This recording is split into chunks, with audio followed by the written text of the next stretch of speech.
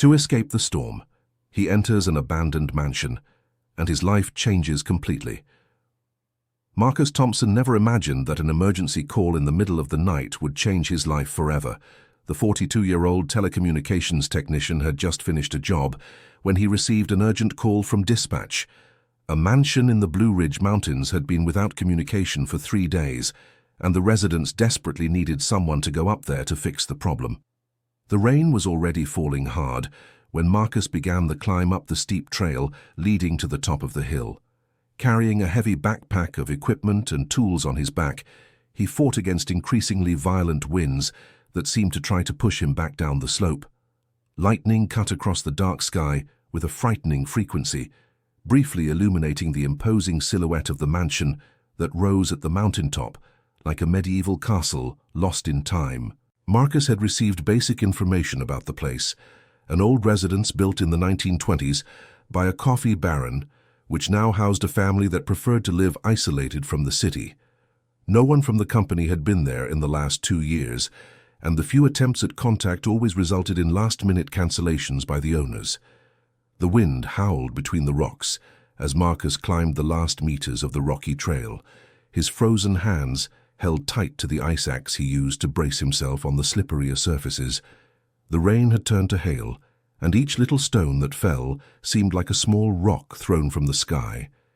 He thought of the 3 children waiting for him at home, 16-year-old Emily, 14-year-old Nathan, and little 10-year-old Olivia, and the promise he had made to his wife before she left, that he would always come home no matter what happened at work. Jennifer had left the family 2 years ago, unable to deal with the constant financial difficulties and Roberto's frequent absences as he worked nights and weekends to support the household. Since then, he had been raising the children alone, juggling technical jobs and the responsibilities of a single father.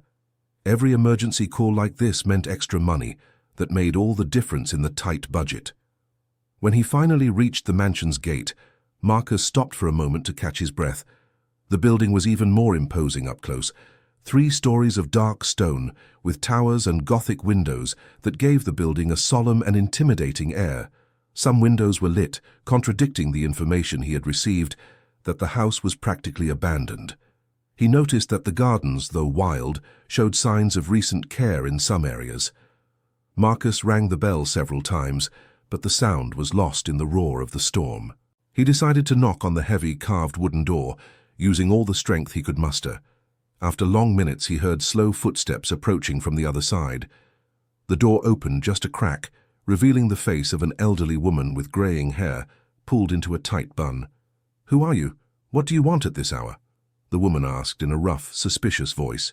"Good evening, ma'am. I'm Marcus Thompson, a technician from ConnectCom.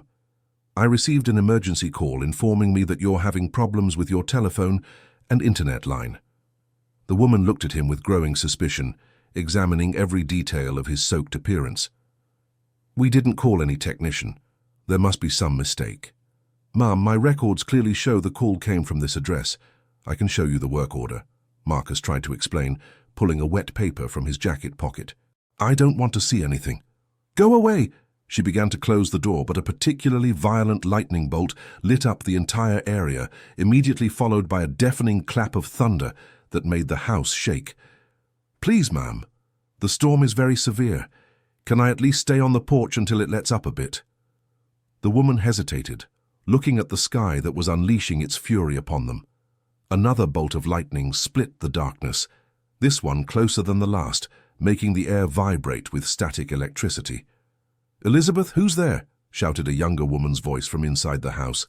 "It's a man who says he's a technician. He wants to come in because of the rain," replied the elderly woman, apparently named Elizabeth. "Mother, for heaven's sake, let the man in. Lightning is striking out here." Elizabeth reluctantly opened the door, her reluctance evident, but maintained a hostile expression. "You may come in, but you'll stay only in the living room. Don't touch anything and don't leave that area for any reason." Marcus entered the mansion, dripping water onto the polished marble floor. The interior was as impressive as the exterior. Crystal chandeliers, antique furniture made of fine wood, and oil paintings in gilded frames decorated the space. Despite the elegance, There was a feeling of melancholy in the air, as if the house held heavy secrets. "Thank you, ma'am. I promise I won't be a bother. As soon as the storm passes, I'll continue my work and leave." Dear listener, if you're enjoying the story, please take a moment to like and especially subscribe to the channel. It really helps us who are just starting out. Now, continuing. Elizabeth led him to a spacious room with dark leather sofas and a fireplace where cold ashes suggested it hadn't been lit in a long time. Marcus noticed that the heavy curtains were drawn, even though it was night, creating a claustrophobic atmosphere. "Sit there and don't move," ordered Elizabeth, pointing to an armchair near the window. A younger woman came down the main staircase. She appeared to be about 45 years old, with disheveled brown hair and a tired expression on her face. She wore a dark blue satin robe over a nightgown, indicating she had been awakened by the unexpected arrival. "I apologize for my mother's behavior. She doesn't like having strangers in the house," said the woman, extending her hand. "I'm Rebecca Harrison." "Marcus Thompson, pleasure to meet you. I really don't want to cause any trouble. I came because of a service call, but apparently there's been some misunderstanding." Rebecca exchanged a meaningful look with Elizabeth, as if sharing a secret Marcus shouldn't discover. "What kind of technical problem?"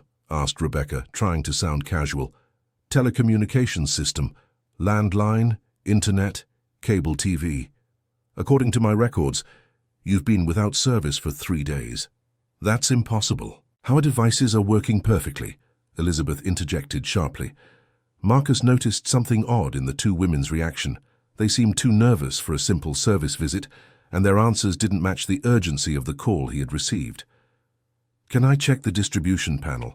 Sometimes the problem is simple, but it needs to be fixed quickly before it causes more damage to the system." "No," Elizabeth was categorical. "Our equipment is working. It must have been a prank or something." Rebecca seemed torn between agreeing with her mother and accepting Marcus's help. She kept glancing toward the upper floor, as if expecting someone to appear. "Mother, maybe it's better to let him take a look. If there really was a service call, something must be wrong. Rebecca, we've talked about this. We don't want strangers messing with our things." Marcus began to understand that something deeper was happening in that house. The tension between mother and daughter was palpable, and both seemed to be hiding something important. "Look, I don't need to go into any private areas. I can only check the external box and the main panel. It takes at most 15 minutes. At that moment, rapid footsteps came down the stairs. A young woman of about 17 appeared in the room, wearing pink pajamas with little bear prints. Her blonde hair was messy from sleep, but her blue eyes shone with curiosity and a hint of rebellion. "Who is he, Mom?" asked the young woman, completely ignoring her grandmother's disapproving look. "Ashley, go back to your room now," ordered Rebecca firmly. "But I heard voices and wanted to know who it was. It's been so long since we've had visitors." "Ashley!" Elizabeth raised her voice for the first time since Marcus had arrived. The young woman made a face of displeasure, but obeyed, going up the stairs with heavy steps that echoed through the house. Marcus noticed she had looked at him with a pleading expression, as if she wanted to say something she couldn't say in front of the other two. "Sorry for my daughter's behavior. Teenagers, you know how they are," said Rebecca, trying to normalize the situation. "It's no problem. I have a daughter the same age. I know exactly how it is." Marcus noticed that the three women seemed to live in a constant state of tension.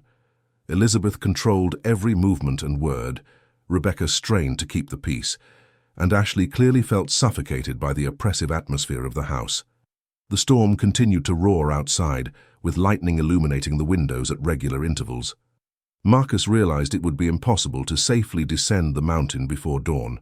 "Do you have electrical power working normally?" he asked, noting that only a few lights were on.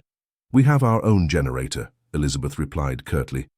"We don't depend on the public grid for anything." This information intrigued Marcus even more. A family living completely isolated, with their own generator, not wanting to receive technicians or external maintenance. There was something very strange about that situation. "May I ask how long you've lived here?" Rebecca and Elizabeth exchanged another meaningful look. "We've always lived here," said Rebecca. "This house has belonged to our family for generations." "And you don't usually go down to the city?" "We see no need," Elizabeth cut off the conversation. We have everything we need here. Marcus remained silent for a few minutes, observing the surroundings. There was something profoundly melancholic about that magnificent house. The paintings on the walls showed faces of people from past eras, but there were no recent family photographs. The furniture, though well-maintained, had a timeless quality, as if time had stopped decades ago. "Doesn't the generator make much noise?" he asked, noticing he couldn't hear any engine noise. Rebecca seemed surprised by the question. "No, it's very quiet." Elizabeth shot a warning look at her daughter, clearly uncomfortable with the direction the conversation was taking. Marcus was beginning to suspect there was something fundamentally wrong with the story the women were telling. If they had their own power and didn't depend on external services, who had made the emergency call? And why did they all seem so nervous about his presence? "You know, it's strange," said Marcus, deciding to test his suspicions. "The call I received was made using the Harrison family emergency code. That means someone from this house specifically called requesting urgent service." The silence that followed was tense and prolonged. Rebecca looked at Elizabeth with an expression that mixed fear and defiance. "It must have been a system error," Elizabeth said finally. "Mother," Rebecca began, but was interrupted by a brusque gesture from her mother. "Enough questions.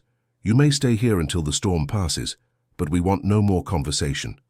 Marcus decided not to press the matter at the moment, but his intuition as an experienced technician told him there were serious problems with the house's systems, and they were probably intentional. He began discreetly observing the details around him, looking for clues about what was really happening. The extinguished fireplace had old ashes, suggesting it hadn't been used in weeks.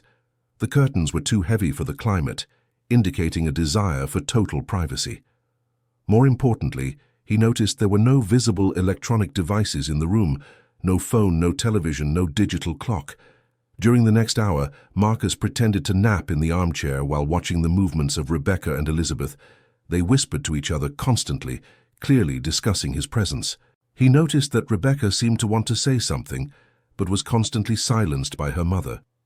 Around 2 in the morning, when the storm finally began to lessen in intensity, Marcus heard cautious footsteps coming down the stairs. It was Ashley, who approached him silently. "Psst," she whispered, checking that her mother and grandmother weren't nearby. "I need to talk to you." Marcus opened his eyes and saw the young girl kneeling beside his armchair, a desperate expression on her face. "What is it, kid?" "Please, don't leave yet. We need help, but my grandmother won't let anyone know the truth." "What truth?" Ashley looked nervously at the living room door before continuing. "We're trapped here. My grandmother cut all communication lines 2 years ago and doesn't let anyone leave the house. I made the call to your company using an old hidden cell phone, but she can't find out." Marcus felt a chill run down his spine. The situation was more serious than he had imagined. "Why does she do this?" "There was a problem with the family business. My grandmother lost a lot of money and became afraid of facing people. She thinks if we stay isolated, nothing bad can happen to us." "And your mother agrees with this?" "My mother is torn. Sometimes she tries to convince Grandma to let us have a normal life, but other times she's scared too. I can't stand living like this anymore." Marcus understood he had stumbled into a very complicated family situation. It wasn't just a technical issue, but a deep human problem that required sensitivity and care. "Ashley, have you ever tried seriously talking to them about how you feel?" "I've tried 1,000 times. My grandmother always says it's for our own good, that the world out there is too dangerous, but I'm 17, and I've never been able to have friends, never been able to go to a normal school, never been able to date. This isn't a life." Marcus thought of his own daughter, Emily, the same age as Ashley, and how devastating it would be to see her deprived of all normal teenage experiences. "What about communications? Do you really have no phone or internet?" "We do, but everything is blocked. My grandmother installed systems so only she can use them. I managed to bypass it a little using the old cell phone, but if she finds out, it'll be the end." At that moment, Rebecca appeared in the living room doorway, having heard low voices. "Ashley, what are you doing here? Go back to your room immediately." "Mom, I was just talking. It's been so long since we've spoken to anyone from outside. Don't argue with me. Go upstairs now." Ashley obeyed reluctantly, but not before casting one last pleading look at Marcus. Rebecca approached him with a troubled expression. "I'm sorry. My daughter is going through a difficult phase. Actually, she seems like a very mature young woman for her age. She's just missing social contact, which is completely normal." Rebecca sat on the nearby sofa, and Marcus noticed she was struggling internally with something important. "Mr. Marcus, can I trust you?" "Of course. I'm just a technician doing my job." "It's not just that, is it? Ashley spoke with you, didn't she? I could tell by the way she looked at you." Marcus decided to be honest. "She mentioned you're going through some family difficulties." Rebecca sighed deeply, as if carrying a huge weight on her shoulders. "My mother isn't a bad person, she just became very frightened after everything happened." "What exactly happened?" Rebecca glanced toward the stairs to make sure Elizabeth wasn't listening. "Our family had a large company, Harrison Construction. My father built an empire over 40 years of work. When he passed away 3 years ago, my mother took over the business, but—" She paused, clearly emotional. "She was deceived by a partner she trusted. We lost almost everything. The company went bankrupt, we had to sell most of our properties, and there were many debts left. My mother felt so humiliated and betrayed that she decided the only way to protect us was to completely isolate us from the world." Marcus began to understand the complexity of the situation. It wasn't just paranoia, but a traumatic reaction to a devastating loss. "And you? How do you feel about this?" "I understand my mother's pain, but I don't think hiding is the solution. Ashley is losing the best years of her life, and I also have dreams I've never been able to pursue because of this situation." "What kind of dreams?" Rebecca hesitated before answering. "I always wanted to be a teacher. Before everything happened, I was finishing my education degree. When my father got sick, I put college on hold to care for him. After he passed and the financial trouble started, I never had a chance to go back." Marcus saw in Rebecca an intelligent and sensitive woman who had sacrificed her personal ambitions for her family, but who now found herself trapped in a situation she couldn't resolve alone. "What if you tried talking to your mother together? Sometimes a family approach can be more effective." "We've tried several times. She always gets very upset and threatens to do drastic things if we insist on exposing the family to public shame, as she says." "What kind of drastic things?" Rebecca lowered her voice even further. "She threatens to move to an even more isolated place or harm herself. That terrifies me, because I know she's serious." Marcus realized he was dealing not just with social isolation, but with a situation of potential risk to Elizabeth's mental health. He needed to be very careful about how to proceed. "Rebecca, may I make a suggestion? What if, instead of trying to convince your mother to leave the house, we started by gradually connecting you with the outside world? Small steps that don't frighten her as much." "How so?" "Well, for example, I could come back here regularly to maintain the equipment. That would give you a trusted person to talk to, and perhaps over time your mother would get used to the idea of having controlled contact with outsiders." Rebecca seemed to consider the proposal with genuine interest. "You would do that, even knowing it could be complicated?" "I have children, and I know how important it is for young people to have hope for the future. Besides, you clearly need someone you can trust." At that moment, Elizabeth appeared at the top of the stairs, descending slowly as if she had heard voices. "Rebecca, who are you talking to at this hour?" "With the technician, Mother. The storm hasn't completely passed yet, so he still can't leave." Elizabeth descended the rest of the stairs and entered the room with a suspicious expression. "What were you talking about?" Marcus decided to take the initiative. "Mrs. Elizabeth, may I ask a question? Don't you think it would be prudent for me to take a look at the house's electrical and communication systems? Even if there aren't any problems now, preventive maintenance could prevent future complications." "I've already said we don't need maintenance, everything works perfectly."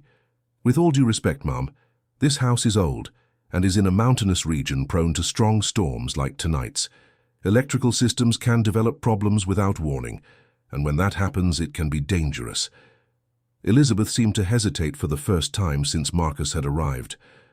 What kind of danger? Electrical overload, short circuits, grounding issues, especially with the humidity in this region and the age of the electrical installation. An annual check would be advisable. Rebecca supported the suggestion. Mum, maybe it's a good idea. If there were a serious electrical problem, we wouldn't be able to get help quickly. And besides, Marcus continued, I can teach you how to do small repairs and basic maintenance. That way, you'd be even more independent. This last argument seemed to appeal to Elizabeth. The idea of greater independence clearly attracted her more than relying on outside technicians. How long would this check take? A few hours at most, and I would only come back when necessary for maintenance, maybe every 6 months. Elizabeth considered the proposal in silence for several minutes. All right, but with conditions. You work only in the areas I authorize, you don't speak with Ashley alone, and you don't ask personal questions about our family. I accept all the conditions, ma'am. Marcus realized he had achieved an important first step in helping that family, even though he still didn't know exactly how to proceed from there. Can I start in the morning? You may. Rebecca will show you where the main electrical panels are. Elizabeth went up to her room, leaving Marcus and Rebecca alone again. Thank you, whispered Rebecca. I don't know if it will work, but at least it's a chance. Let's take it slow. The important thing is not to pressure your mother too much, and at the same time give you some hope for change. Rebecca nodded, but Marcus noticed she had much more to say. Is there anything else I should know before starting the work tomorrow? Yes, about Ashley. She's much smarter than she seems, and she's desperate to have a normal life. Sometimes I'm afraid of what she might be capable of if she continues to feel like a prisoner. What kind of thing? Running away from home. She's threatened to several times, and I know she's serious. If that happened, I think my mother couldn't handle it. Marcus understood that the situation was even more delicate than he had imagined. He wasn't just dealing with an isolated family, but with an emotional time bomb about to explode. And you? What do you really want for your life? Rebecca looked out the window, where the first signs of light were beginning to appear on the horizon. I want my daughter to have the opportunities I never had. I want her to study, make friends, fall in love, travel, discover who she really is, and I want to finish my college degree and be useful to other people. But mostly, I want my mother to find a way to be happy again, without living in so much fear. Marcus felt a deep empathy for Rebecca. She reminded him of himself in the most difficult moments after Jennifer had left, when he had to choose between his own needs and the well-being of his children. Rebecca, can I tell you something about my own experience? Of course. 2 years ago, my wife left me because she couldn't handle our financial difficulties and my constant absence due to work anymore. Overnight, I found myself raising 3 children alone, not knowing how to balance my professional responsibilities with their needs. Rebecca listened attentively. At first, I thought about isolating myself too, about avoiding social situations because I felt ashamed and inadequate, but I realized that would only harm my children. They needed to see that life goes on, that problems can be overcome, and that we shouldn't hide from difficulties. How did you manage to get through that phase? First, I accepted help. Neighbors, school teachers, other single parents. Then I started talking honestly with my children about our situation, respecting each one's age. And finally, I looked for ways to rebuild our life without hiding what had happened. Rebecca reflected on Marcus's words. Do you think it's possible to convince my mother to accept help? I think first she needs to understand that accepting help isn't synonymous with weakness or failure. Often, people who have been through financial or emotional trauma develop a belief that asking for help is admitting incompetence. That's exactly how she feels. And what about the two of you? How do you feel? Frustrated, tired, but mostly afraid of hurting her even more. Sometimes I feel like we're just going in circles, unable to move forward toward anything. Marcus realized that Rebecca needed emotional support as much as her mother and daughter did. You know, Rebecca, you've been very strong taking care of everyone around you. But who's been taking care of you? She was silent for a moment, clearly touched by the question. No one, I guess. I've always been the one taking care of others. Maybe it's time to allow someone to take care of you too. You don't have to carry the whole family's weight on your shoulders.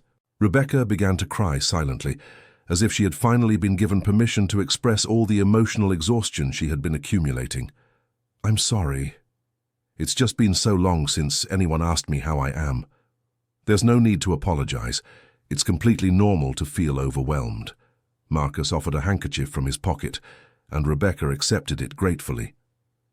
You know what worries me the most, she said, after composing herself a little. I'm afraid that even if we manage to convince my mother to let us have a more normal life, we won't know how to live in the real world anymore. We've been isolated for so long.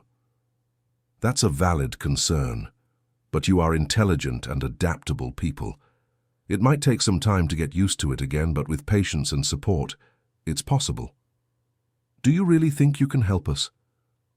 I think I can try. I'm not a psychologist or a family problems expert, but I'm a father who has been through difficulties and found ways to overcome them. And besides, sometimes an outside perspective can be helpful. Rebecca smiled for the first time since Marcus had arrived. Thank you so much. You don't know how much it means to have someone listen to us without judgment. You're welcome. Tomorrow we'll start slowly taking care of the technical systems and see where that leads us. When the sun finally rose, Marcus felt there was much more work ahead than simply fixing telephone lines. He had committed to helping a family reconnect not only with the outside world, but with itself. Dear listener, if you're enjoying the story, please take a moment to like and especially subscribe to the channel. It helps us a lot as we're just starting out, now continuing. The next morning, Marcus woke up on the living room sofa where he had spent the night. Rebecca had brought blankets and pillows, and he had slept better than expected, considering the circumstances. The aroma of fresh coffee came from the kitchen, and he could hear soft voices talking. When he got up and stretched, Ashley appeared in the living room doorway, carrying a tray with coffee, bread, and fruit. Good morning, Mr. Marcus. My mother asked me to bring you breakfast. Thank you very much, Ashley. Did you sleep well? The young woman looked around to make sure she was alone with him. Actually, I couldn't sleep well. I keep thinking about what we talked about yesterday. Do you really think things can change? I think so, but it will depend on several things, mainly on the willingness of you three to talk honestly with each other. Sometimes I want to scream at them to wake up and realize we're wasting our lives shut away in here. I understand your frustration, but screaming would probably only make your grandmother close herself off even more. We need to find gentler ways to show her that the outside world isn't as scary as she imagines. Ashley sat on the edge of the sofa, eager to continue the conversation. Can I tell you something? I have a notebook where I write down everything I want to do when I get out of here. There are over 100 items on the list. What kind of things? Go to the movies, eat ice cream in the square, take a dance class, have a best friend, go to the beach, learn to drive. Things any normal person does, but for me they're impossible dreams. Marcus felt his heart tighten, hearing Ashley's simple list of desires. They were such basic and fundamental things for a teenager's development. And does your mother know about this notebook? She knows and even supports me, but always in secret. She's afraid of openly going against my grandmother. Ashley, can I give you some advice? Instead of seeing your mother as someone who doesn't support you, try to see her as an ally who is also in a difficult situation. Maybe the two of you can work together to help your grandmother. How so? Your grandmother loves you and wants to protect you, right? So perhaps the approach is to show her that you can protect yourselves if you have the right tools. At that moment, Rebecca entered the room with a cup of coffee in her hand. Good morning, Mr. Marcus. I hope you rested well. Thank you for your hospitality. You've been very kind. My mother wants to speak with you before you start work. She's in the library. Marcus followed Rebecca to a spacious room with floor-to-ceiling bookshelves. Elizabeth was sitting behind a mahogany desk, wearing a dark suit that made her look more like an executive than a retired lady. Her hair was impeccably styled, and her posture was rigid and formal. Mr. Marcus, please have a seat. Marcus took a seat in the chair opposite the desk, feeling like an employee being interviewed by the boss. Before we begin work, I need to make a few things clear. This house operates according to specific rules, and I expect them to be respected. Of course, ma'am. What are the rules? Elizabeth took a sheet of paper from a drawer and placed it on the table. First, hours. From 8 in the morning to 5 in the afternoon, with a lunch break from noon to 2. Second, permitted areas, only the places I specifically authorize. Third, interaction. Polite greetings with my family, but nothing beyond that. Marcus quickly read the paper, which looked like a formal work contract. And fourth, Elizabeth continued, absolute discretion about anything you observe or hear in this house. Nothing is to be discussed with outsiders. I understand perfectly, Mrs. Elizabeth. I can sign this document if you wish. Elizabeth seemed surprised by Marcus's readiness to accept her conditions. That won't be necessary. Your word is enough. But I want you to understand that I take these rules very seriously. Of course. May I ask what the first area is that you would like me to check? The main electrical panel. It's in the basement. Rebecca will show you the way. Marcus stood up to leave, but Elizabeth called him back. Mr. Marcus, may I ask why you accepted our conditions so easily? Most people would find our rules excessive. Marcus thought carefully before answering. Mrs. Elizabeth, I've been working with families for over 15 years. I learned that every house has its peculiarities, and my job is to solve technical problems, not judge how people choose to live. Even when you consider those choices inappropriate. It's not my place to judge whether they're appropriate or not. I just have to respect them and do my job as best I can. Elizabeth studied Marcus's face for a moment, as if trying to detect whether he was being sincere or merely diplomatic. All right, you may go. Marcus followed Rebecca to the basement, which was surprisingly well organized and clean. The main electrical panel was modern and appeared to have been recently updated. Did your mother handle this upgrade herself? Asked Marcus, impressed with the quality of the installation. Yes, she hired a company from New York to do all the work about 2 years ago. Back then, we still accepted outside professionals. Marcus carefully examined the electrical system, making notes on his clipboard. Everything was impeccable, strictly following safety codes. Rebecca, can I ask a technical question? How do you manage to keep the house warm in winter? This region gets quite cold. We have a central heating system fueled by firewood and a diesel generator for emergencies. And the firewood? How do you get it? Rebecca hesitated before answering. My mother places orders by phone with suppliers from New York. They deliver to the property's gate, and we bring the material up ourselves using a small tractor. Marcus began to understand the extent of the planning Elizabeth had done to keep the family completely self-sufficient. It was impressive, but also concerning. That must be a lot of work for you all. It is, but my mother says it's better this way, that we shouldn't depend on anyone. Marcus continued his work in the basement, but his mind was processing the implications of what he had discovered. Elizabeth wasn't just a traumatized lady. She was a highly intelligent and organized woman who had created a complex system to keep her family isolated from the world. Rebecca, may I ask what kind of business your family had? Harrison Construction. We built medium and large-scale commercial and residential buildings. My father started small, but by the end, we were one of the largest construction companies in upstate New York. Did your mother work in the company? She was always in charge of the administrative and financial side. My father handled the construction sites, she handled the money. They were a perfect team for 40 years. Marcus understood that Elizabeth had lost not only money, but also her professional identity and her sense of purpose. That explained a lot about her need for absolute control over the family environment. And the partner who caused the problems? Rebecca became visibly tense. Richard Bennett. He was a family friend for over 20 years. My father trusted him completely. When Dad got sick, Richard took on some of the responsibilities and, well, he took advantage of the situation. What exactly did he do? He embezzled money, made fraudulent contracts, took on commitments that were impossible to fulfill. By the time we found out, it was too late. The company was bankrupt and saddled with huge debts. Marcus realized Elizabeth's trauma went beyond financial loss. It was a deep betrayal by someone the family had trusted completely. And what happened to this Richard? He disappeared, took what he could and vanished. We never heard from him again. Marcus finished inspecting the electrical panel and went upstairs with Rebecca. On the way, she continued telling him about the family situation. "You know what hurts the most? My mother was always such a strong, confident woman. To see her so afraid, it's heartbreaking." "And the debts? How are they now?" "Actually, not as bad as they could be. We managed to settle most of them by selling properties. We were left with this house and some savings, enough for us to live modestly. But my mother is convinced we lost everything.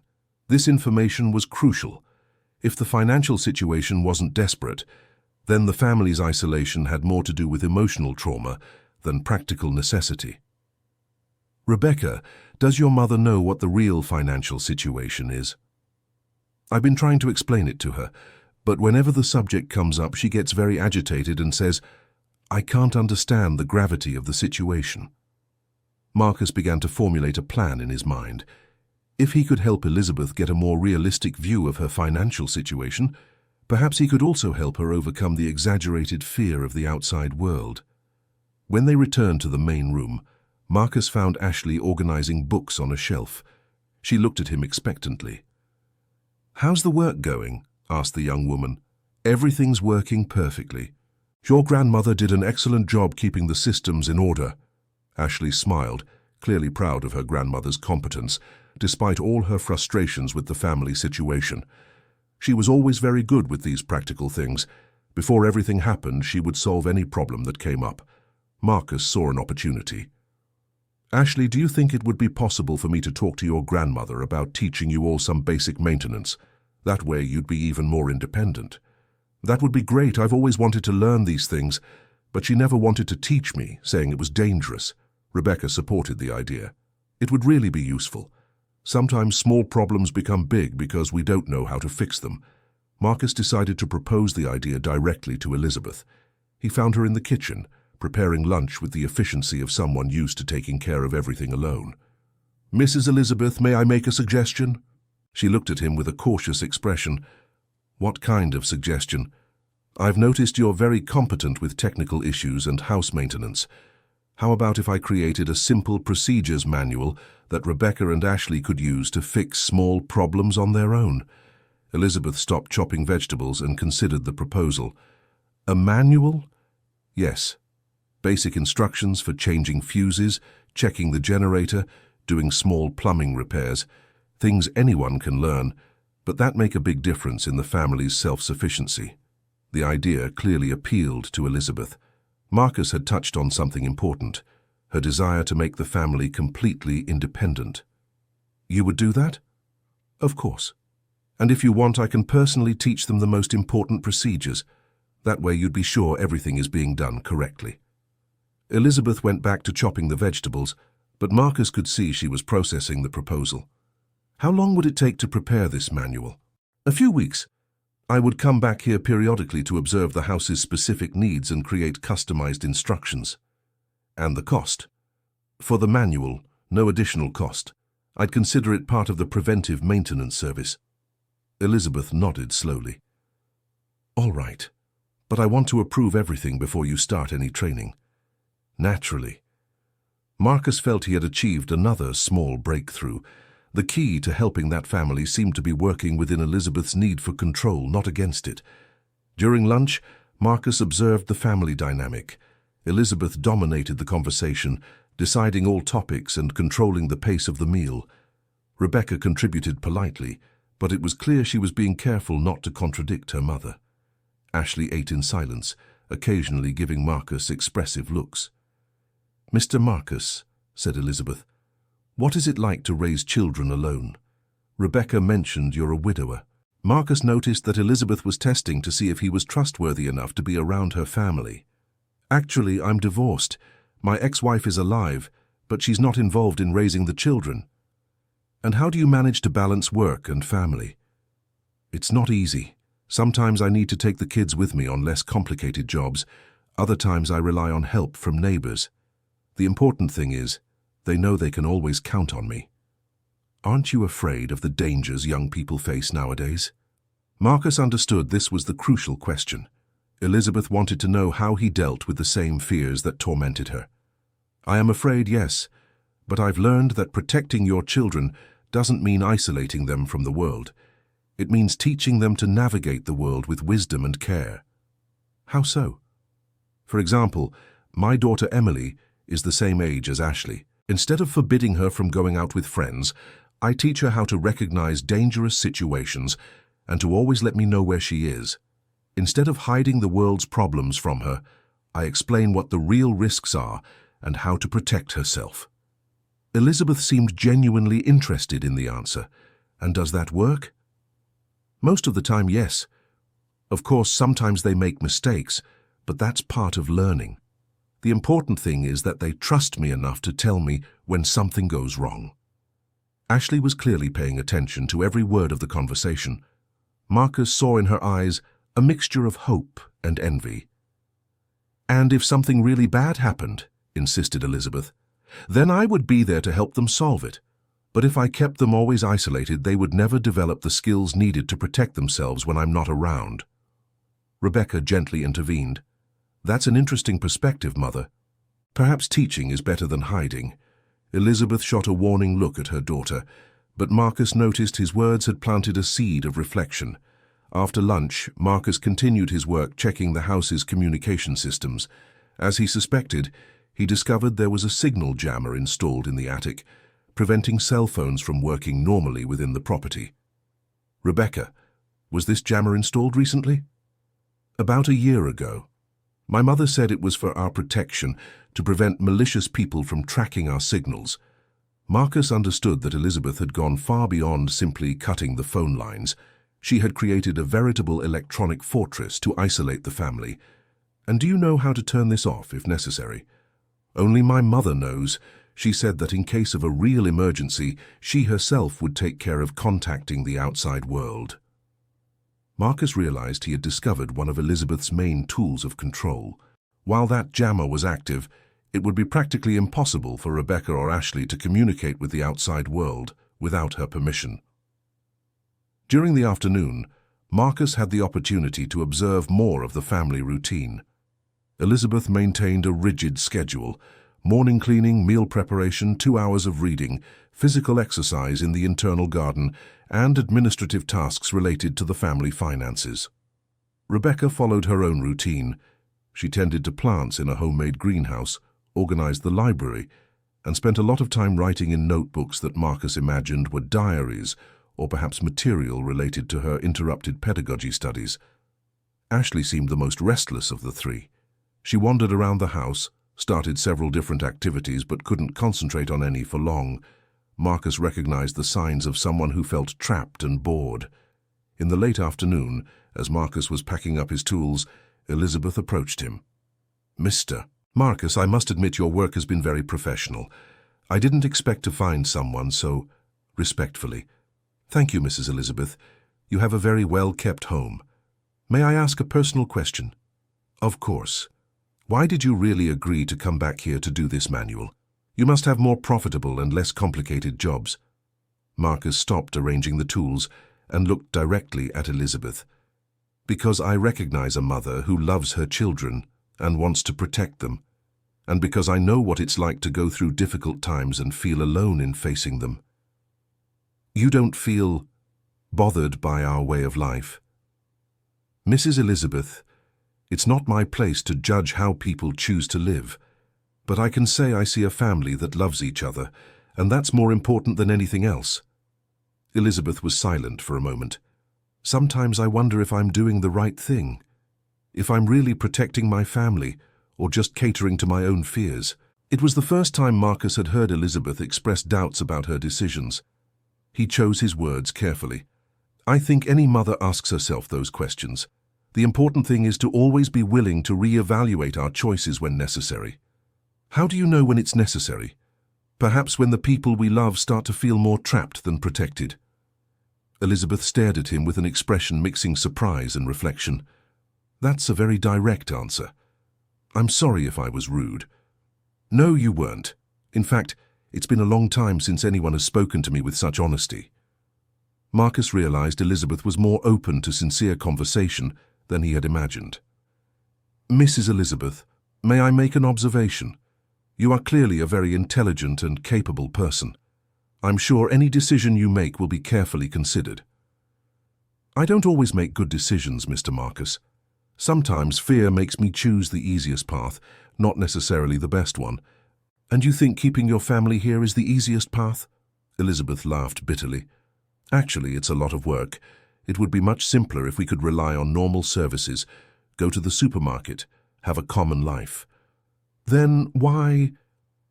Because I made very serious mistakes that caused great harm to people who trusted me. Not just our family, but employees, suppliers, clients. I can't face the possibility of running into those people and seeing disappointment or anger in their eyes. Marcus finally understood the heart of Elizabeth's problem. It wasn't just fear of the outside world, but deep shame over perceived failures. Mrs. Elizabeth, may I share something I learned when my wife left? Please do. At first, I also avoided leaving the house because I was ashamed that the neighbors knew she had left me. I thought everyone saw me as a failure. But one day, my oldest son told me something that changed my perspective. What did he say? He said, "Dad, the people who really matter won't judge you for your problems, and the people who judge you don't really matter." It was a valuable lesson. Elizabeth absorbed these words in silence. That must be easier when it's about personal problems, when it's about other people's money. Do you feel responsible for what happened at the company? I was responsible. It was my job to check everything, control everything. I failed people who trusted me. Marcus realized Elizabeth carried a weight of guilt disproportionate to what had actually happened. But you were deceived by someone you trusted, weren't you? It wasn't your negligence. I should have noticed sooner. I should have been more cautious. Mrs. Elizabeth, can you explain to me exactly how you discovered what was happening? Elizabeth hesitated, as if she hadn't told this story to anyone in a long time. I was reviewing the monthly contracts, as I always did. I started to notice some small discrepancies, amounts that didn't quite match up. When I investigated more deeply, I discovered there were entire contracts I didn't know about, with impossible conditions to fulfill. And Richard, was he authorized to make these contracts? Yes, my husband had given him broad power of attorney when he fell ill. He was family, completely trusted. Marcus began to understand that Elizabeth had been the victim of a sophisticated betrayal, not negligence on her part. How long did it take between your first suspicions and the full discovery? About 2 weeks. When I confronted Richard, he confessed everything. He said he had gotten involved with dangerous people, owed money and thought he could fix it all quickly without anyone noticing. And did he show remorse? He did, but it was too late. The damage was done. Marcus realized Elizabeth had gone through a traumatic experience of betrayal, but that she was taking all the blame for something that was beyond her control. Mrs. Elizabeth, how do you think other people in the same situation would have reacted? I don't know. Probably the same way. Then why do you think you're guilty for not foreseeing something that any reasonable person also wouldn't have foreseen? Elizabeth fell silent for a long moment. Perhaps because I was always the person who solved problems, who kept everything under control. And this time, I couldn't. Marcus understood that Elizabeth's isolation was related not only to shame, but to the loss of her identity as the competent and reliable person in the family. What if I told you that what you've done here, creating a system to keep your family safe and comfortable, even in difficult circumstances, shows exactly the kind of competence and care that has always characterized you? Elizabeth looked at him with surprise. How so? You transformed a traumatic situation into a new way to protect your family. That requires planning, intelligence, and determination. They're the same qualities that made you successful in business. I never thought of it that way. Perhaps it's time to start giving yourself credit for what you managed to do, instead of punishing yourself for what you couldn't control. Elizabeth became thoughtful as Marcus finished packing up his equipment. Mr. Marcus, may I ask when you plan to return? Whenever you prefer. I need a few days to prepare the material for the manual, so perhaps next week. Would Thursday be possible? Sometimes Thursdays are harder for me. Marcus realized Elizabeth was admitting she needed company, even if indirectly. Of course, Thursday morning. And Mr. Marcus? Yes? Thank you for not making me feel like an inadequate person. Marcus smiled. Mrs. Elizabeth, you are not inadequate. You're just a person who has been through very difficult situations and is doing the best you can. As Marcus was leaving, Rebecca walked him to the door. How did it go? Were you able to talk to her? I was, a little. Your mother isn't stubborn out of malice, Rebecca. She's carrying a very heavy emotional burden. Do you think there's hope? I think so, but it will take time. The important thing is for her to start seeing herself less harshly. What about us, Ashley and me? You two need to be patient, but also honest about your needs. Your mother loves you, but perhaps doesn't realize how much you're suffering with the current situation. Rebecca nodded with understanding. We'll try to talk to her slowly. And Rebecca, don't forget to think about yourselves too. You deserve to be happy. Thank you, Marcus, for everything. During the drive down the mountain, Marcus reflected on everything he had discovered. The Harrison family's situation was complex, involving trauma, guilt, fear, and misdirected love. But there was hope. Elizabeth was not a cruel or irrational person, just a frightened mother who needed help finding a path between protecting her family and allowing them to live fully. Marcus arrived home in the late afternoon, where he was greeted by his 3 children with the usual curiosity about his work. Dad, how was the emergency call? Asked Emily, the oldest. Different than I expected. It wasn't exactly a technical problem. What do you mean? Questioned Nathan. It was a family that needed help reconnecting with themselves and with the world. Olivia, the youngest, asked a question that surprised Marcus with its profound simplicity. And were you able to help, Daddy? I don't know yet, sweetie, but I'll try. That night, Marcus researched Harrison Construction on the internet. He found several news articles about the company's bankruptcy, but interestingly, none of them mentioned Elizabeth or the family in a negative light.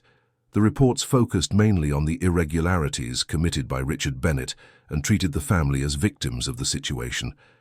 Marcus printed some of these articles, thinking that perhaps Elizabeth might benefit from seeing how the press had portrayed the events. Sometimes our perception of how others see us is much worse than reality. He also began preparing the maintenance manual he had promised, but with a specific approach. Besides the technical instructions, he would include information on how each procedure could be an opportunity for the 3 women to work together, strengthening their family bonds and building mutual trust. During the following days, Marcus couldn't get the Harrison family out of his mind. He caught himself imagining Ashley playing with Olivia, or Rebecca talking about education with Emily. There was something about those 3 women that had touched his heart, perhaps because he saw in them reflections of his own family in difficult times. On Thursday morning, Marcus went up the mountain again, this time carrying not only tools, but also the newspaper articles he had printed and a draft of the maintenance manual. When he arrived at the mansion, he was greeted by Ashley, who seemed more cheerful than last time. Mr. Marcus, I'm so glad you came back. My mom and my grandmother talked a lot after you left. Really, about what? About me, about our life here. Nothing has changed yet, but at least they're talking about things they never talked about before. Marcus felt a flicker of hope. Sometimes the first step toward change was simply starting the conversation. Rebecca appeared at the door with a genuine smile. Marcus, come in.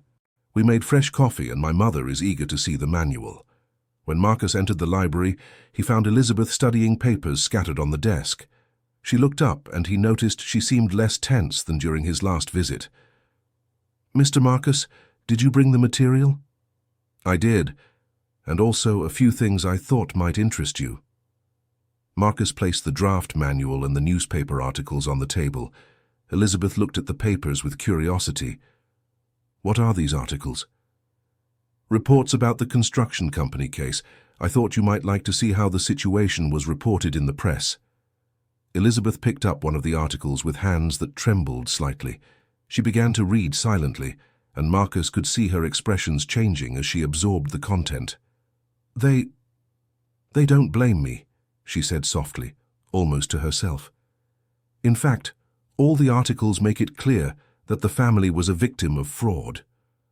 Elizabeth continued reading, her expression gradually softening. Here it says that the Harrison family cooperated fully with the investigations and demonstrated total transparency throughout the process. I didn't remember that. Sometimes when we're too emotionally involved in a situation, we can't see clearly how things actually happened.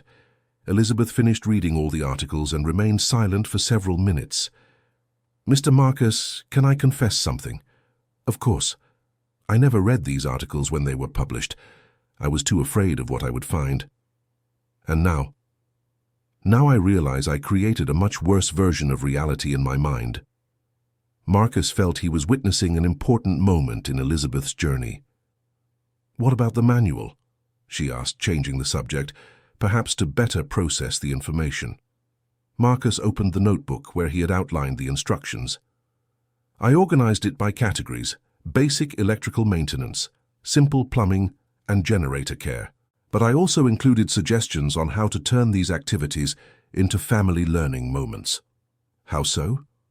For example, when teaching how to change a fuse, it can be an opportunity to explain how the home's electrical system works. When teaching generator maintenance, you can include Ashley so she learns about responsibility and safety. Elizabeth studied the pages with growing interest. That's an interesting approach. I never thought of maintenance as something educational. And there's another benefit. When we do things together, we create positive memories and strengthen relationships. Rebecca mentioned you have experience with this. Yes, after my wife left, I found that involving my children in household tasks, including small repairs, helped them feel more secure and capable, and it helped me strengthen my relationship with them. Elizabeth closed the notebook and looked at Marcus with a thoughtful expression. Mr. Marcus, may I ask something personal? Of course. How did you overcome the fear that your children might get hurt or be harmed by the difficulties you were facing?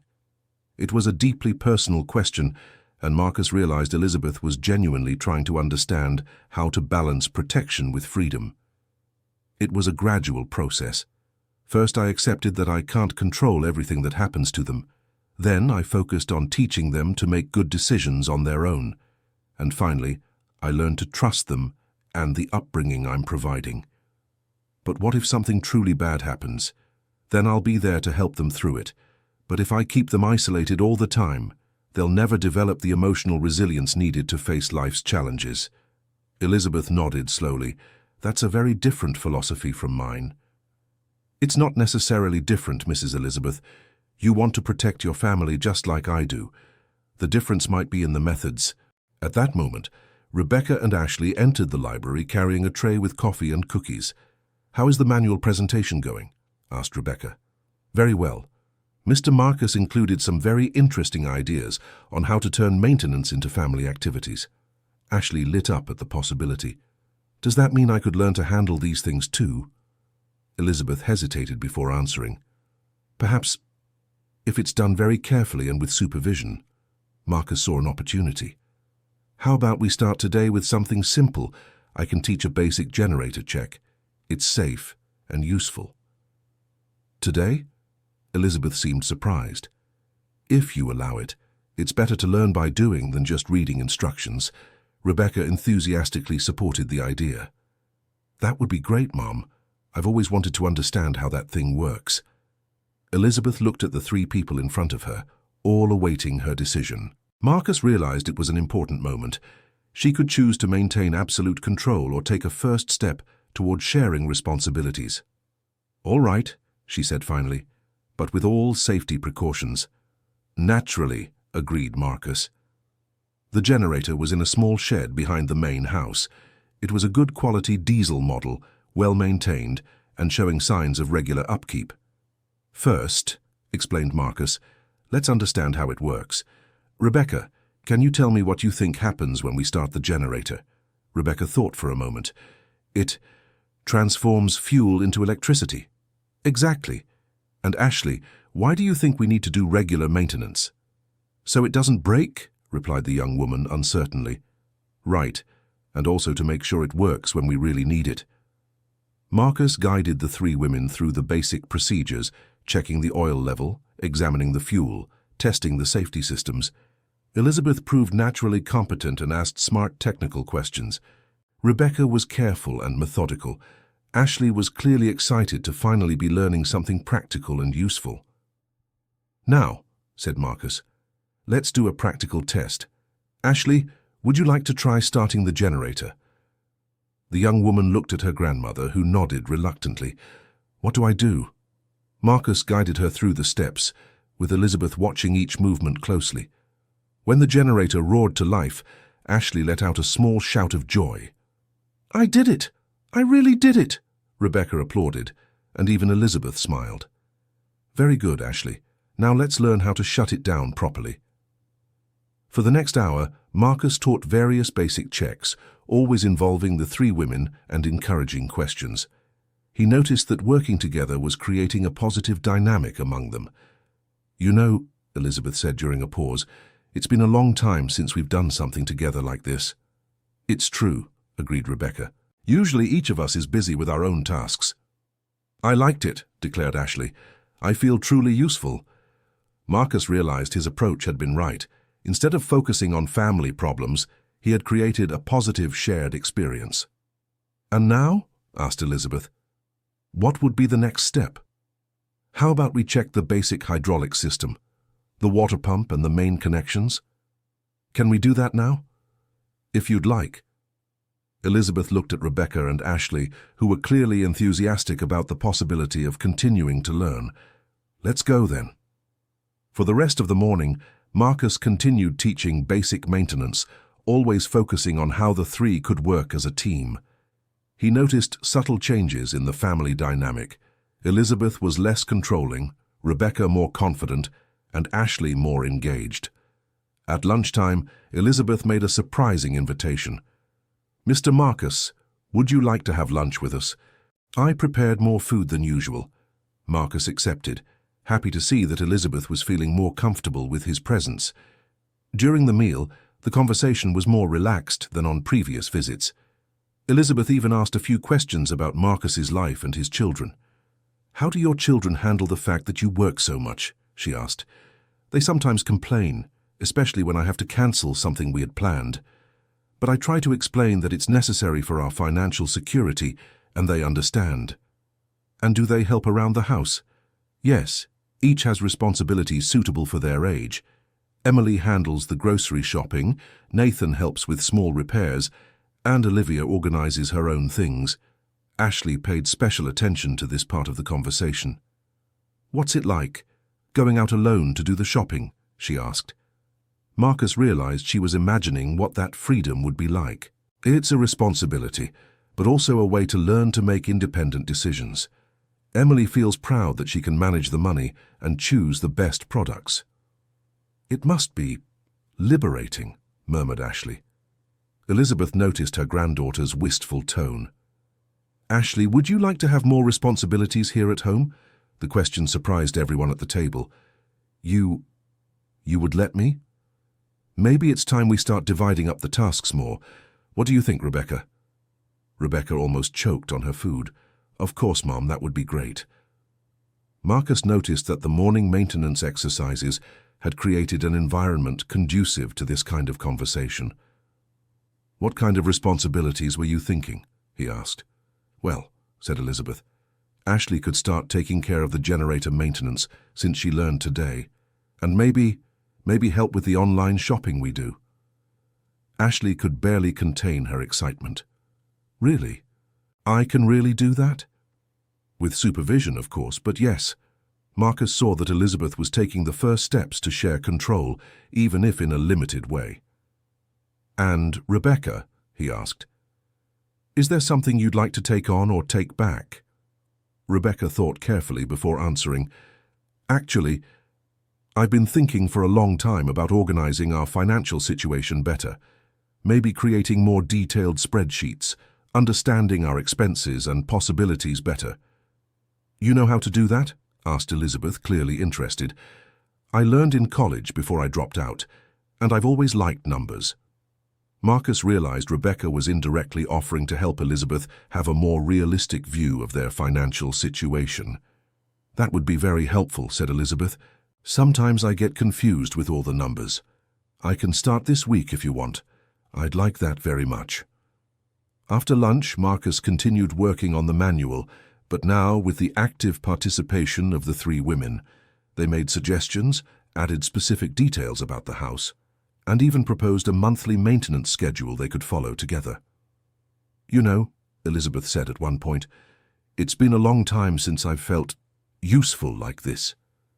"How so?" asked Marcus. "For the last 2 years I've focused only on avoiding problems, on keeping everything running at a minimum. But today, teaching and learning new things, I feel like I'm really contributing to something." Rebecca gently touched her mother's arm. "You've always contributed, Mom, just in different ways." "Maybe, but today was special." Marcus felt it was the right moment to plant an important seed. "Mrs. Elizabeth, have you ever thought about using your knowledge and experience to help other people?" "How so?" "You have decades of experience in administration and finances. I imagine how many people could benefit from that knowledge." Elizabeth looked intrigued but also hesitant. "I don't know if people would trust someone who has been through the difficulties I have." "Actually, I think it would be exactly the opposite. Someone who faced adversity and found ways to overcome it has much more credibility than someone who never had any problems." "That's an interesting perspective. And it wouldn't have to be something big or formal. You could start small, maybe helping families in the area with basic financial planning." Ashley supported the idea enthusiastically. "Grandma, you're so good at these things. Remember how you taught me to make budgets for my art projects?" "You do art, Ashley?" asked Marcus, surprised. "A little drawing and painting. It's nothing professional. Can I see some of your work?" Ashley looked at Elizabeth, who nodded. "You can bring the portfolio, dear." Ashley ran off and returned with a large folder full of drawings, paintings, and illustrations. Marcus was genuinely impressed with the quality of the work. "Ashley, this is impressive. You have real talent." "You really think so?" "I'm sure. Have you ever thought about studying art formally?" The silence that followed was tense. Marcus realized he had touched on a delicate topic. I've always wanted to," said Ashley, looking nervously at her grandmother. "But there's no art school here in the region, and we can't consider drastic changes now," Elizabeth added, but without the usual harshness in her voice. Marcus decided to shift the approach slightly. "What about online studies? There are many art courses available on the internet these days." "Online courses?" Elizabeth seemed surprised. "Yes, they're very common now. The student can learn at their own pace from home with qualified teachers." That would be possible?" asked Ashley, her eyes shining. Elizabeth hesitated, clearly torn between the desire to make her granddaughter happy and her need to maintain control. "You would need good internet and proper equipment," said Marcus, "and obviously it would cost money." "How much money?" asked Rebecca. Marcus realized she was calculating if it would be financially feasible. It varies a lot, but there are options for every budget. Some basic courses can cost less than $100 a month. It's much less than I imagined," admitted Elizabeth. "And besides," Marcus added, "education is always an investment worth making." Elizabeth studied Ashley's drawings spread out on the table. "They are really very good." "Grandma, can I research these courses?" asked Ashley, "just to see what's available?" Elizabeth took a moment to answer, but finally nodded. "You can research, but it's just research for now." Ashley hugged her grandmother so tightly she almost knocked her out of the chair. Thank you so much." Marcus saw they had made significant progress in just one day. Elizabeth was beginning to consider possibilities she had completely dismissed before. "And Rebecca?" he asked. "Is there anything you'd like to resume or explore?" Rebecca looked at her mother before answering. "Actually, I've always wanted to finish my teaching degree." "How many courses are left?" "About a year of study, including an internship, but I would need to go back to the university, at least for some practical activities." Marcus realized this was a more complicated issue, as it would involve Rebecca leaving the house regularly. "And is there no possibility of doing part of the course online too?" "I don't know. I haven't looked into the recent options." "Maybe it's worth researching," Marcus suggested carefully. Universities have adapted a lot in recent years. Elizabeth was listening to the conversation with a thoughtful expression. "Rebecca, Would you really like to finish the degree? Very much. It's always been my dream to be a teacher. Then maybe we should look into the available options. Rebecca was visibly moved. Really, Mum? Really? If it's important to you, it's important to me. Marcus felt he was witnessing a moment of real transformation in the Harrison family. In the late afternoon, as Marcus was preparing to leave, Elizabeth called him aside for a private conversation. Mr. Marcus, I must confess that today was unexpected. In what sense? It's been a long time since I saw possibilities, where before I only saw problems. And how do you feel about that? Scared, but also hopeful. It's a strange combination. Marcus understood perfectly.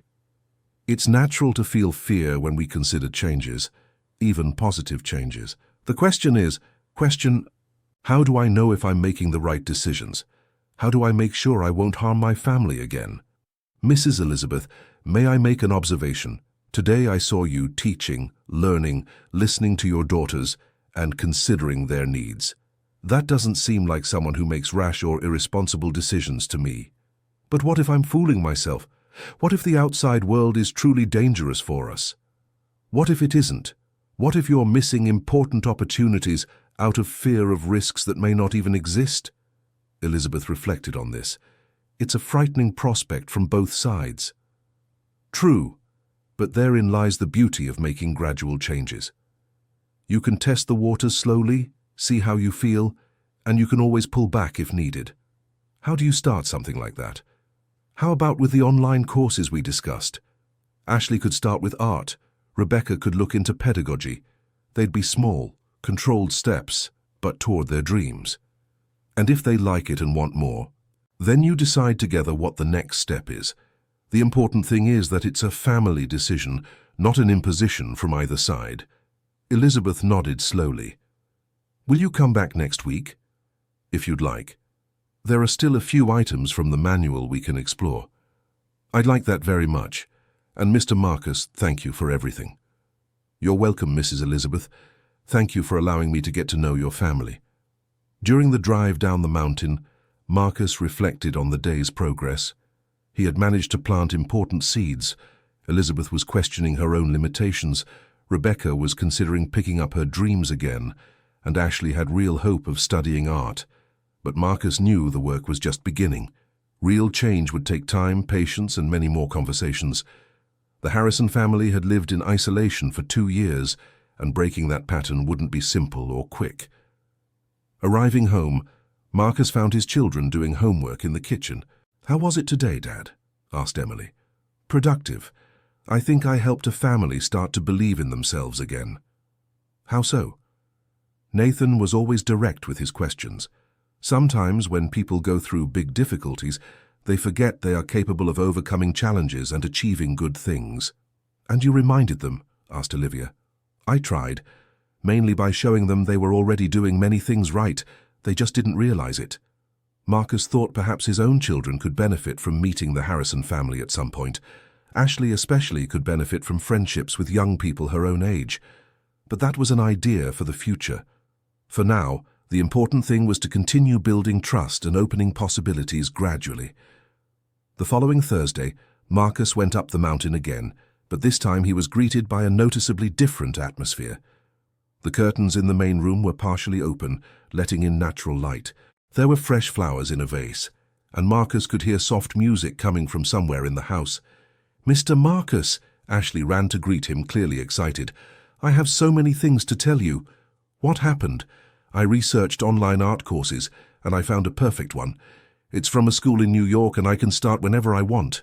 Rebecca appeared right behind her daughter, also smiling. "And I found out I can finish my degree with hybrid classes. I'd only need to go to campus once a month." Marcus was impressed with the progress they had made in just 1 week. "And Mrs. Elizabeth? How is she reacting to these discoveries?"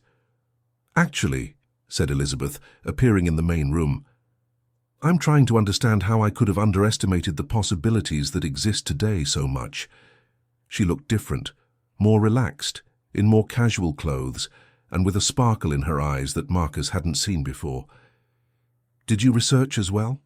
I researched several things. Financial consulting, online courses, even about overcoming trauma related to professional failures. Marcus was surprised by the last piece of information. And what did you discover about that? That it's more common than I imagined, and that there are proven ways to overcome it. Rebecca explained, My mother discovered there's an online support group for people who have gone through business difficulties similar to ours. And how do you feel about that? Curious, admitted Elizabeth, and a little less alone with the problem. Marcus realized that his decision to show the newspaper articles to Elizabeth had been a catalyst for deeper changes than he had expected. What about the next steps? Have you made any decisions? Actually, said Rebecca, we wanted to talk to you about that. We're not quite sure how to proceed. In what sense? Ashley interjected. It's just that now we know we can study online, but there's still the issue of leaving the house when necessary. Marcus understood they had reached the core of the question, how to balance safety with the freedom needed for personal growth. And what do you think about that? Elizabeth sighed deeply. That's the hardest part for me. Intellectually, I understand they need more freedom. Emotionally, I'm still very afraid. Of what, specifically? That something might happen to them when I'm not around to protect them. That they'll discover they can live perfectly well without me. Marcus realized Elizabeth had touched the heart of her insecurities. Mrs. Elizabeth, may I share something I've learned as a father? Of course. The goal of protecting our children isn't to keep them dependent on us forever. It's to prepare them so they can live well independently of us. It's a beautiful philosophy, but hard to put into practice. I agree. That's why I think it might be helpful to start with small, controlled experiences. How so? Marcus had thought about this approach during the week. What if we started with accompanied outings? I could take you all shopping in the city or to visit safe places, always with you present. Elizabeth seemed intrigued. You would do that? I would. That way you could gradually get reaccustomed to outside environments, and you could see the world isn't as scary as it seems from afar. Rebecca enthusiastically supported the idea. That would be perfect, Mum. We can go slowly, no pressure. And where would we go first? Asked Elizabeth, clearly considering the proposal. What if we started with something related to your studies? We could visit an art school in the city, or the university where Rebecca studied. Ashley clapped her hands. I could see a real art school? If your grandmother agrees, of course. Elizabeth looked at her two daughters, saw the hope in their eyes, and Marcus perceived she was struggling internally between fear and love.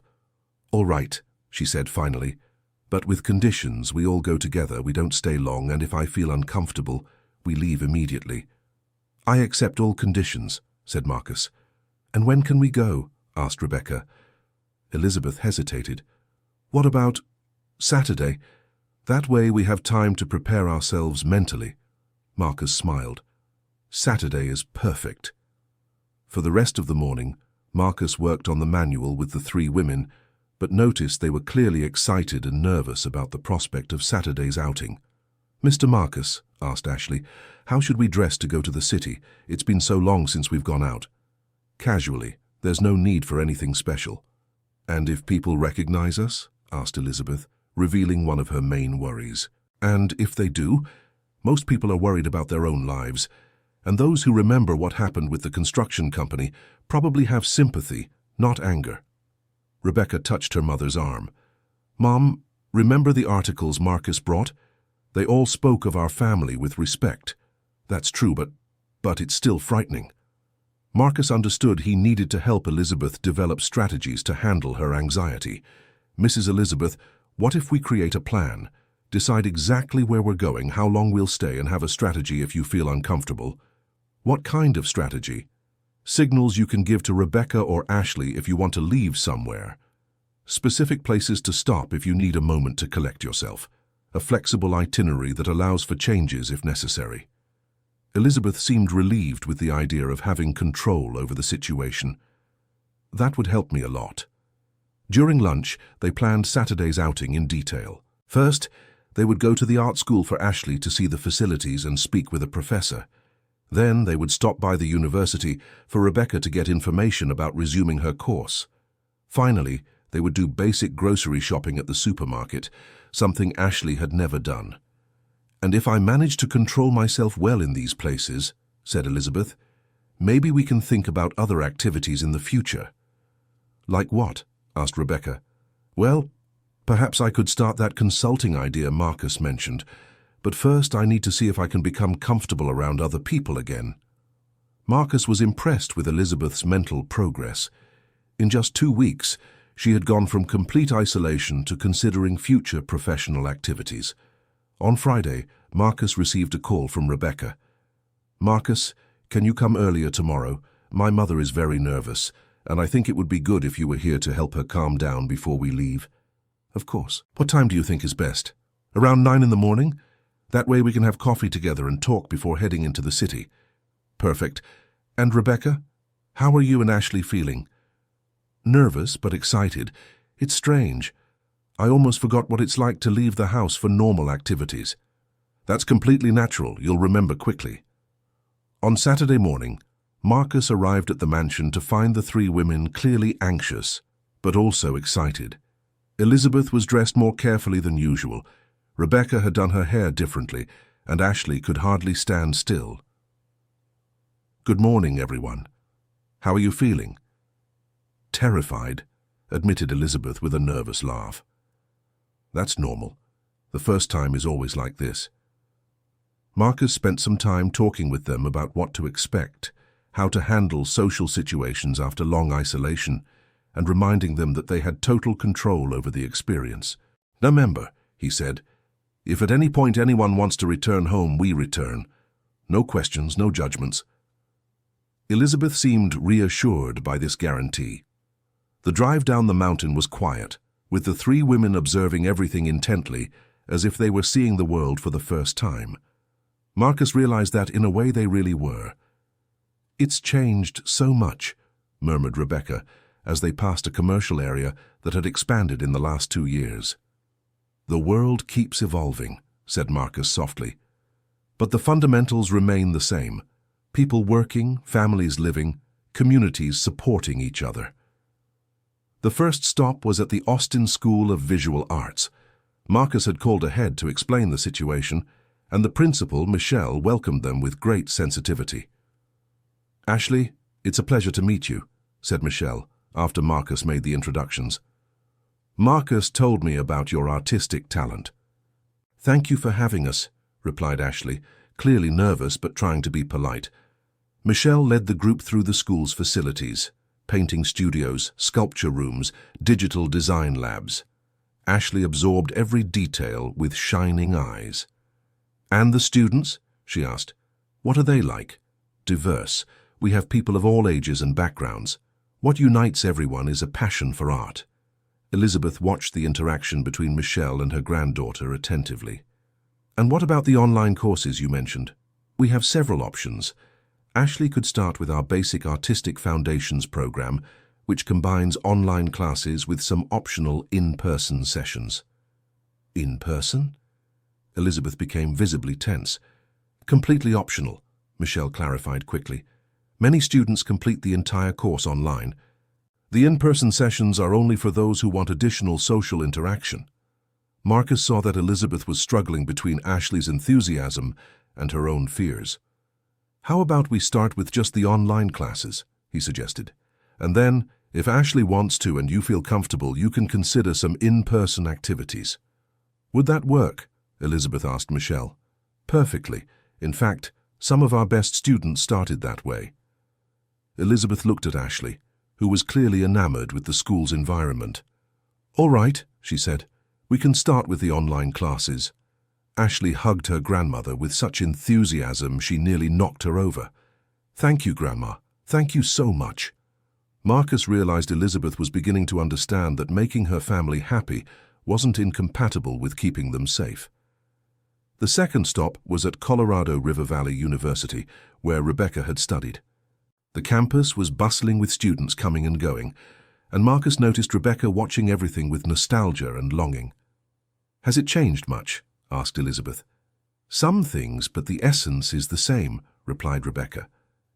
They headed to the education department, where the coordinator, Professor Karen, greeted them in her office. "Rebecca, what a wonderful surprise. How are you?" "Well, Professor Karen, I wanted to inquire about the possibility of resuming my course." "Of course, your grades were always excellent. How many classes are left?" Rebecca and the professor discussed the technical details, while Elizabeth watched nervously. Marcus realized she was worried about the possibility of Rebecca needing to spend a lot of time away from home. "What about the in-person activities?" Elizabeth asked directly. "To finish the course, Rebecca would need to be here twice a week for a semester, plus the supervised internship period." Elizabeth paled. "That's a lot of time away from home." Professor Karen, who had been discreetly informed by Marcus about the situation, was understanding. "How about we start slowly? Rebecca could take some theoretical classes online first and leave the practical activities for later." "Would that be possible?" asked Rebecca. "Perfectly. You don't need to decide everything today. You can think it over carefully." On the way to the supermarket, Elizabeth was visibly thoughtful. "How are you feeling so far?" asked Marcus. "Confused," she admitted. "On one hand, I see how happy Rebecca and Ashley are with these possibilities. On the other, I feel like I'm losing control of the situation." "Control in the sense of protection or in the sense of closeness to them?" Elizabeth thought before answering. "I think closeness. I'm afraid they won't need me anymore if they have their own lives." Marcus understood they had reached the emotional core of the issue. "Mrs. Elizabeth, may I ask something? Do you think Ashley and Rebecca love you any less for wanting to study?" "No, I don't think that's it." "Then perhaps what they're seeking isn't independence from you, but independence to grow as people, knowing they will always have you as a safe foundation." Elizabeth absorbed these words as they entered the supermarket. For Ashley, the supermarket was a revelation. She had never seen such a variety of products, so many people shopping normally, so much everyday life happening around her. "It's all so normal," she said, clearly surprised. "What did you expect?" asked Rebecca. "I don't know. Something more frightening, perhaps." Elizabeth was also observing everything carefully. Marcus realized she was re-evaluating her perceptions of the outside world. "The people seem busy with their own lives," she commented. "Exactly," confirmed Marcus. "Most are worried about their own issues, work, family, daily responsibilities." While doing basic shopping, Marcus noticed several people greeted Elizabeth politely. Some even expressed pleasure at seeing her again. "Mrs. Elizabeth, so good to see you. How is the family?" said a lady who seemed to have known her for a long time. "We're well, thank you, Margaret," replied Elizabeth, clearly surprised by the friendly reception. "Give my regards to Rebecca and that beautiful granddaughter." After Margaret walked away, Elizabeth fell silent. She was kind," she murmured, as if not believing it. "Most people will be," said Marcus. "You prepared for rejection, but in reality, many feel sympathy for the situation your family faced." During the rest of the shopping, Elizabeth received several other positive interactions. No one was hostile or unpleasant. Some expressed genuine concern, others simply greeted politely. On the way back home, the atmosphere inside the car was completely different from the start of the day. "How was it?" asked Marcus. "Eye-opening," replied Elizabeth. "I built a version of reality in my mind that was much worse than the actual reality." "And how do you feel about the next steps?" Ashley answered first. "I want to start art classes on Monday." Rebecca was more cautious. "I'd like to enroll in one online course first to see how I feel about studying again." Elizabeth took longer to respond. I think I need to seriously consider that consulting idea. If I can help other people avoid going through what we went through." Marcus smiled. The transformation he was witnessing was remarkable. When they arrived at the mansion, the sun was setting, painting the sky with golden hues. Marcus had planned to leave, but Elizabeth made an unexpected invitation. "Marcus, would you like to have dinner with us? I want to talk more about how to move forward from here." During dinner, the three women shared their impressions of the day and began making concrete plans for the future. "Mum," said Rebecca, What if we organize our activities so one of us is always at home? That way you wouldn't be alone when we need to go out. That's a good idea, agreed Elizabeth. And maybe we can establish a regular communication system. That way I'd know you're okay when you're away. Marcus realized they were finding solutions that balanced everyone's needs. And what about the consulting, Mrs. Elizabeth? Had any specific ideas? Actually, yes, I thought about starting by offering free financial consulting for low-income families in the area. It would be a way to give back to the community and also rebuild my professional confidence. That's an excellent idea. And how do you plan to spread the word? Perhaps through the local church or the community center, places where people trust and feel safe. Marcus was impressed by the maturity of Elizabeth's proposal. And if it goes well, I can gradually expand. Maybe even offer workshops on household financial planning. Ashley was clearly proud of her grandmother. Grandma, you're going to help so many people. I hope so, dear. It would be a way to turn our bad experience into something useful. At the end of the evening, as Marcus was saying goodbye, Elizabeth called him aside for a private conversation. Marcus, I don't know how to thank you for everything you've done for our family. I did nothing but listen and offer some different perspectives. You did much more than that. You gave us hope. You showed us we can have a normal life again. You and your family did all the hard work of changing. I merely offered support. Elizabeth smiled. Can I make a confession? Of course. When you arrived here that first night during the storm, I thought you were just another complication in our already complicated life. And now? Now I see it was exactly what we needed. Someone from the outside who could show us that the world hadn't changed as much as we thought, and that we weren't as inadequate as we believed. Marcus was moved by Elizabeth's words. What you do from now on is up to you, but you can always count on me if you need support. Will you keep coming here? If you'd like, I can come monthly for actual equipment maintenance, and of course, whenever you need to talk. We would like that very much. 3 months later, Marcus went up the mountain for another monthly visit to the Harrison mansion. But what he found completely surprised him. The property was visibly more vibrant. The garden had been replanted, the curtains on all the windows were open, and he could hear voices and laughter coming from various parts of the house. When he knocked on the door, he was greeted by Ashley, who was radiant and had paint on her hands. Marcus, come in, we have so much news to share. Rebecca appeared next, carrying university textbooks. Marcus, I'm so glad you're here. I'm finishing my first semester back at college. How is it going? Challenging, but wonderful. I forgot how rewarding it is to study something I truly love. Elizabeth emerged from the kitchen, wearing a professional blazer, but with a warm smile.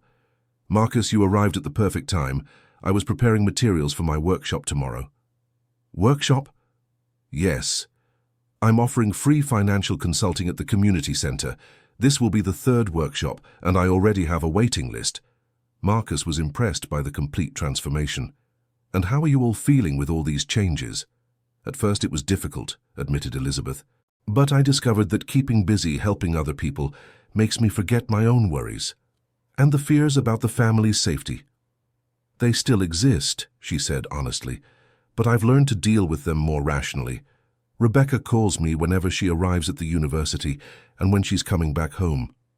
Ashley keeps regular hours for her artistic activities, and I discovered I can have a life outside the home too. Ashley proudly showed her most recent artwork. The progress was remarkable. Her paintings had acquired a technique and depth that only comes with professional teaching. And the best part, she said, is that I made a friend. A classmate from the online course lives here in the area, and we've started meeting in person to paint together. Marcus realized Ashley finally had the friendship she so desired.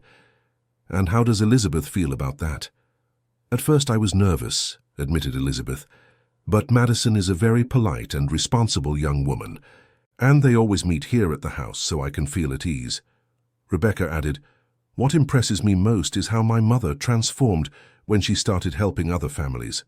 She found a new purpose. How so? Elizabeth explained. Many of the families I assist have been through financial difficulties similar to ours. When I share our experience, They realize they're not alone. And when I teach financial planning techniques, I see hope returning to their eyes. That must be very rewarding. It's more than rewarding, it's healing. I'm turning our painful experience into something that helps other people. Marcus spent the day with the family, observing how they had found a balance between family closeness and individual growth. Rebecca was determined in her studies, but always included her mother and daughter in her university experiences. Ashley was exploring her artistic creativity, but shared every bit of progress with the family. Elizabeth had built a significant career, but always with a focus on strengthening family unity. During lunch, Elizabeth made an announcement. "I have some important news to share with you all." "What is it?" asked Rebecca and Ashley together. "The City Council has invited me to coordinate a financial education program for low-income families. It would be an official, paid position, but also with greater responsibilities." "Mom, that's wonderful," exclaimed Rebecca. "Are you going to accept, Grandma?" Elizabeth looked at Marcus. "What do you think?" "I think it's well-deserved recognition for the excellent work you're already doing. But it means I'll have to work outside the home regularly, traveling occasionally to other towns in the region." Marcus realized Elizabeth was still wrestling with some fears, but that her perspective had fundamentally changed. "And how do you feel about it?" "Scared, but also excited, and most of all, useful. I haven't felt truly useful to society in a long time." Rebecca touched her mother's hand. "Mom, you've always been useful. It's just now you're letting the world see it." That afternoon, Marcus accompanied Elizabeth on a visit to the community center, where she conducted a financial counseling session for 3 different families. Marcus watched, impressed at how Elizabeth transformed when she was helping others. She was competent, compassionate, and inspiring. Nothing remained of the frightened, isolated woman he had met months before. "How did you manage this transformation?" asked one of the women she was helping. "You seem so confident, so sure of yourself." Elizabeth smiled. "I wasn't always like this. I went through a very difficult period when I thought I had lost everything and would never be able to contribute to anything again. But I learned that our worst moments can become our greatest sources of strength if we allow them to." "How so?" "When I faced serious financial problems, I thought it was the end of the world. But actually, it was the beginning of a much deeper understanding about money, family, and what truly matters in life. Now I can use that understanding to help others." Marcus saw that Elizabeth had not only overcome her trauma, but transformed it into wisdom that benefited other people. At the end of the day, as they were returning to the mansion, Elizabeth asked a question that touched Marcus deeply. "Marcus, may I ask you something personal?" "Of course." "Do your children know the important role you played in our recovery? They know I helped you with some technical and family problems, but not the details. I wish they knew. I wish they knew that their father doesn't just fix equipment, but also helps fix families." Marcus was moved by the comment. "Actually, you helped me as much as I helped you." "How so?" "My children saw how I dedicated myself to helping your family, and it taught them about compassion, persistence, and the importance of helping others. You made me a better father." When they arrived at the mansion, Rebecca and Ashley were preparing a surprise, a special dinner to celebrate Elizabeth's new position, and also to thank Marcus. "You didn't have to do this," protested Marcus. "Of course we did," said Ashley. "You changed our lives." During dinner, Marcus reflected on the extraordinary journey they had shared.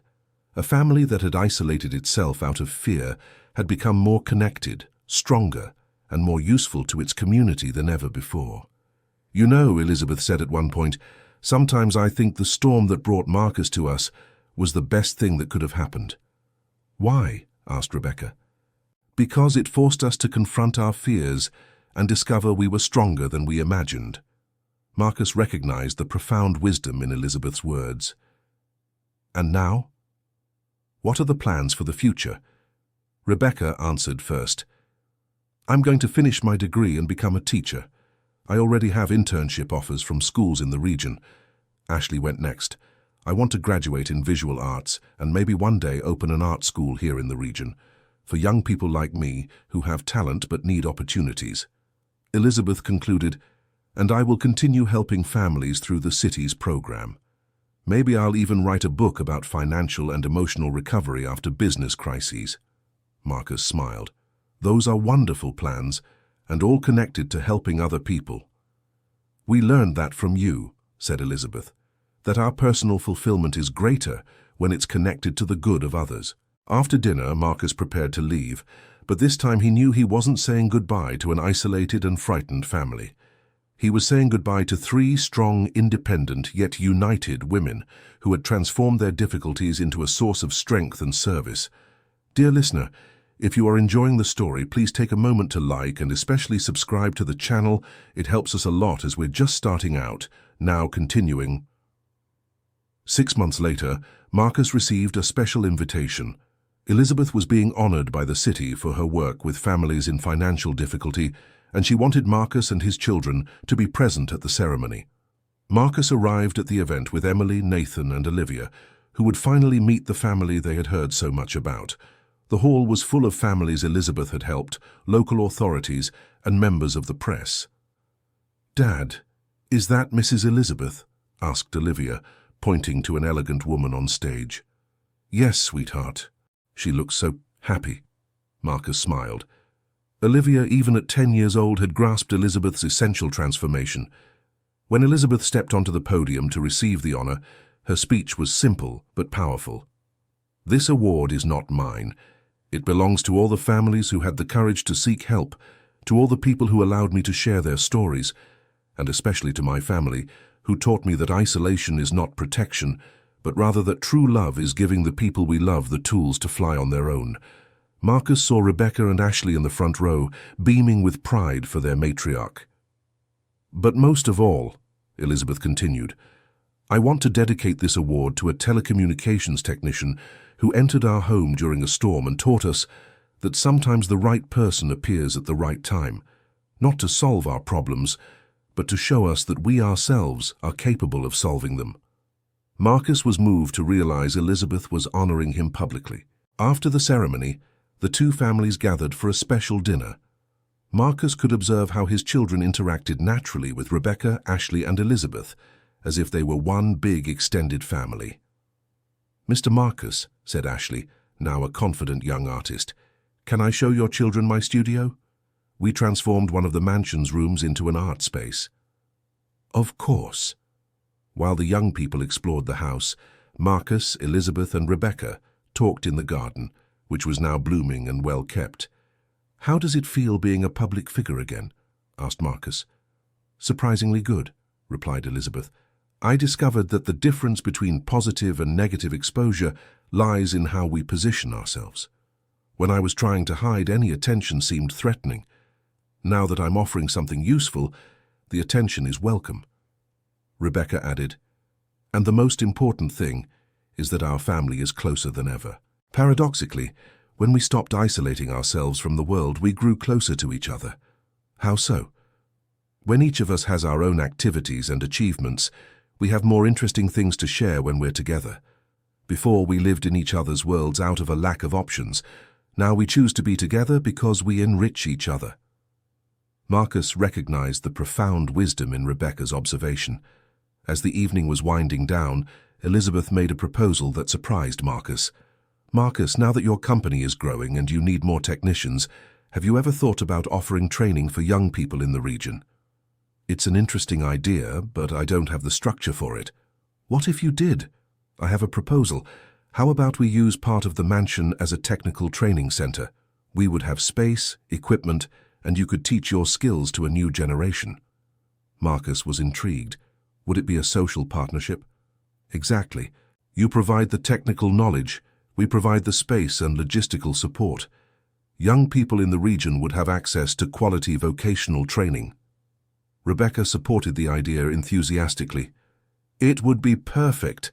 I could use my background in pedagogy to develop the teaching materials, and I could create the visual and promotional material," added Ashley. Marcus was impressed by how the proposal integrated everyone's skills and passions. "It's a fantastic idea, but it would need to be thought through carefully." "Of course," agreed Elizabeth. "How about we start with a pilot project, 5 or 6 young people, a 3-month course, Then we evaluate the results. During the following weeks, Marcus worked with the Harrison family on developing the project. They created a comprehensive program that combined technical training with personal development, using the family's own story as an example of overcoming adversity. The first course was an extraordinary success. 6 young people from low-income families learned not only technical skills but also confidence, responsibility, and the importance of helping their communities. Marcus discovered that teaching was as rewarding as fixing equipment. Elizabeth found a new dimension for her social work. Rebecca applied her pedagogical knowledge in a practical way, and Ashley developed visual communication talents she didn't even know she possessed. 2 years later, the Harrison Thompson Technical Training Center had become a regional reference. More than 50 young people had been trained, most found jobs or started their own businesses, and there was a waiting list for new courses. Marcus, now 45, saw himself not only as a successful technician, but as an educator and community leader. His own children had grown up seeing him as an example of how to use professional skills to benefit all of society. Elizabeth, at 68, had become a respected consultant and sought-after speaker on business and social recovery. Her story of personal transformation inspired not only struggling families, but also business owners facing crises. Rebecca completed her college degree and became the pedagogical coordinator of the training center. In addition to teaching at schools in the region, she had found a way to combine her love for education with the desire to help young people discover their potential. Ashley, now 20, was studying visual arts at a prestigious university, but spent weekends at home helping with the training center and developing community art projects. On a Sunday afternoon, 4 years after that first storm, Marcus went up the mountain not for an emergency call but for a family barbecue. Their 2 families had become one, united not only by affection but by a shared purpose. As he watched children playing in the mansion's garden, children of former students from the center who were now close friends, Marcus reflected on how a single night had changed so many lives. "What are you thinking about?" asked Elizabeth, sitting beside him on the porch. "About how sometimes the hardest moments lead us to the most unexpected places." "That's true. If you had told me on that first night that 4 years later we'd be running a training center, organizing community events and being happy in a way I never thought possible, I'd have said you were crazy. And if someone had told me that an emergency call would lead me to find a second family and a life's mission, I'd have thought it impossible too." Rebecca approached them carrying a tray with coffee. "You two always get philosophical when you're together," she teased. "It's because we have so much to be thankful for," said Elizabeth. Ashley came running up, excited with news. "Mr. Marcus! I just got a call from the university. My community art project was selected for a national exhibition." Marcus hugged her with pride. "That's wonderful, Ashley. What's the project about?" "It's called Transforming Storms. It's paintings that show how difficult moments can lead to positive change. Each canvas tells a different story of overcoming." Marcus was moved. "And the first canvas?"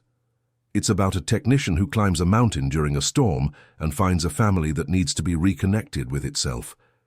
Elizabeth, Rebecca, and Marcus fell silent, touched by Ashley's artistic sensitivity. "Ashley," said Marcus, "you have a special talent not just for art, but for finding beauty and meaning in human experiences.